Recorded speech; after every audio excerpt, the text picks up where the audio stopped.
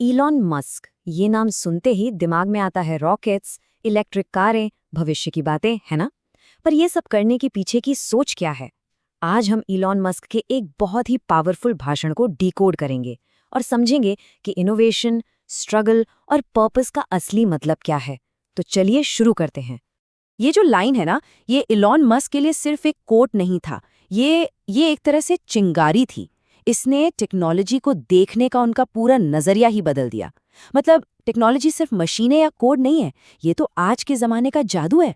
और यही एक आइडिया उनके पूरे सफर का कह सकते हैं फाउंडेशन बन गया।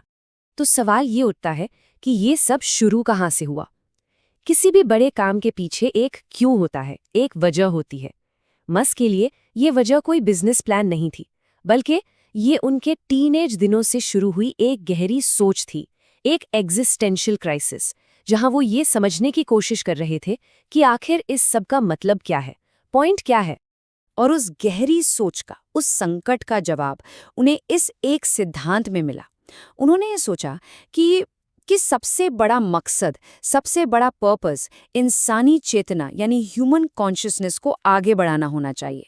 बस यही उनका पर्सनल मिशन बन गया कि कुछ ऐसा किया जाए जिससे हम ज्ञान की सीमाओं को और आगे ले जा सके, ताकि हम और बेहतर सवाल पूछ पाएं।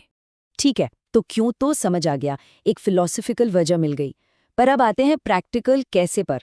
मतलब सिर्फ एक बड़ा मकसद सोच लेना ही तो काफ़ी नहीं होता है ना, उसे पूरा करने के लिए सही टूल्स, सही औजार की तो चाहिए। तो चलिए देखते हैं कि मस्क ने अपना टूल किट कैसे बनाया।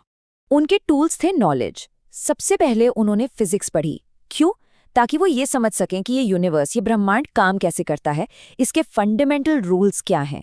फिर उन्होंने बिजनेस पढ़ा, ये समझने के लिए कि इकोनॉमी कैसे काम करती है। और सबसे ज़रूरी, उन्होंने सीखा टीम बनाना, लोगों को एक साथ लाना, क्योंकि देखिए कोई भी बड़ा जादू अकेले नहीं किया जा सकता। तो अब आते हैं उनकी पहली बड़ी कहानी पर, पेपैल। अब इसको सिर्फ एक फाइनेंशियली सक्सेसफुल कंपनी की तरह मत देखिए। पेपैल असल में वो जगह थी, वो मोड़ था, जहां मस्क को प्रोडक्ट बनाने का सबसे ज़रूरी सबक मिला। तो हुआ ये कि उनका ओरिजिनल आइडिया बहुत कॉम्प्लेक्स था। वो चाहते थे कि सारी फाइनेंशियल सर्विसेज को एक ही जगह पर ले आएं, एक ऑल इन वन सिस्टम। लेकिन जब उन्होंने इसे लोगों को दिखाया तो पता है क्या हुआ? किसी को उसमें इंटरेस्ट ही नहीं था। लोग बस एक चीज के बारे में बात कर रहे थे, एक छोटा सा फीचर, ईमेल से आसानी से पैसे भेजने वाला फीचर। और बस यही था वो टर्निंग पॉइंट। तो सबक क्या था? सबक ये था कि अपने आसपास से, अपने यूजर्स से मिलने वाले फीडबैक पर ध्यान देना कितना कितना ज़्यादा ज़रूरी है। मस्क ने सीखा कि असली कामयाबी इसमें नहीं है कि आपको क्या लगता है कि लोगों को चाहिए। कामयाबी उसमें है जो लोग सच में चाहते हैं। आपको अपनी सोच को, अपनी गलतियों को सुधारना पड़ता है। यही है क्लोज लूप। पेपैल के बाद गेम पूरी तरह बदल गया। उनका फोकस, उनका सोचने का तरीका ही बदल गया।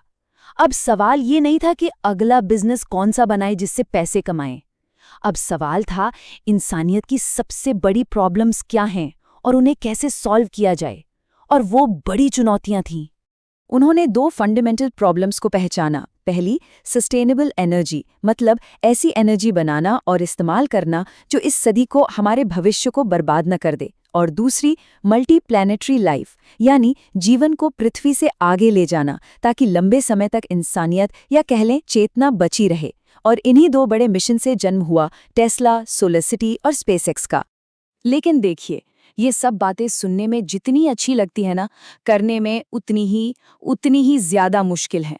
अब बात करते हैं असलियत की, उस स्ट्रगल की जो इन बड़े बड़े सपनों को हकीकत में बदलने में लगता है। और इसका सबसे बड़ा, सबसे ड्रामेटिक एग्जाम्पल है स्पेस एक्स के शुरुआती दिन। जरा इस टाइमलाइन को देखिए। सबने मना किया, दोस्तों ने, एक्सपर्ट्स ने, सबने कहा कि ये पागलपन है, पर वो नहीं माने। 2006 पहला लॉन्च, फेल।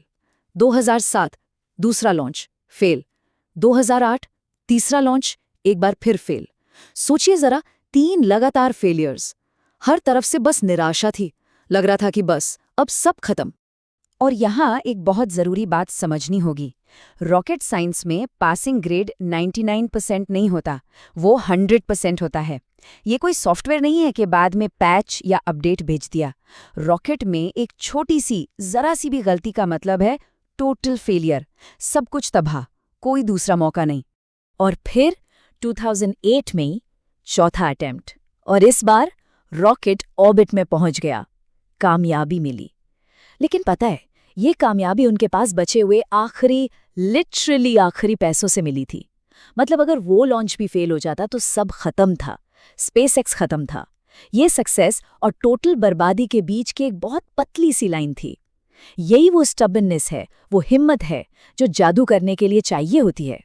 तो इस पूरे स्ट्रगल से एक बहुत ज़रूरी सबक निकल कर आता है, एक ऐसा लेसन जो मस्क ने टेस्ला के साथ भी सीखा। अब हम इस पूरी बातचीत के आखिरी हिस्से पर हैं, द कॉल टू एक्शन। ये सिर्फ सुनने वाली बात नहीं है, ये करने वाली बात है। टेस्ला के केस में उन्होंने देखा कि सिर्फ कागज पर कैलकुलेशन दिखाने से, डेटा बताने से लोगों का भरोसा नहीं जीता जा सकता। लोग इलेक्ट्रिक कार को स्लो और बोरिंग मानते थे, और ये सोच तब तक नहीं बदली जब तक उन्होंने असल में एक तेज, खूबसूरत इलेक्ट्रिक कार को चलते हुए नहीं देखा, उसे महसूस नहीं किया। तो सबक क्या है? एक वर्किंग प्रोटोटाइप बनाओ, एक ऐसी चीज जिसे लोग देख सकें, छू सकें, अनुभव कर सकें। क्योंकि एक असल चीज लोगों की सोच को जिस तरह बदल सकती है, वो कोई पावरपॉइंट प्रेजेंटेशन कभी नहीं कर सकता। और आखिर में मस्क का मैसेज बहुत सीधा और बहुत पावरफुल है। वो कहते हैं कि आज के दौर के जादूगर कौन हैं? वो लोग जिनके पास स्किल्स हैं, जो कुछ बना सकते हैं। वो ही 21वीं सदी के जादूगर हैं। और उनकी सलाह है कि किसी भी चीज को अपने रास्ते में मत आने दो, बाहर निकलो और कुछ जादू क्रिएट करो। तो ये पूरी बातचीत हमें एक बड़े सवाल के साथ छोड़ जाती है। टेक्नोलॉजी और इस तरह की जिद से, इस तरह के जुनून से और कौन सी बड़ी प्रॉब्लम है जिसे सॉल्व किया जा सकता है? वो कौन सा जादू है जिसे बनाना अभी बाकी है?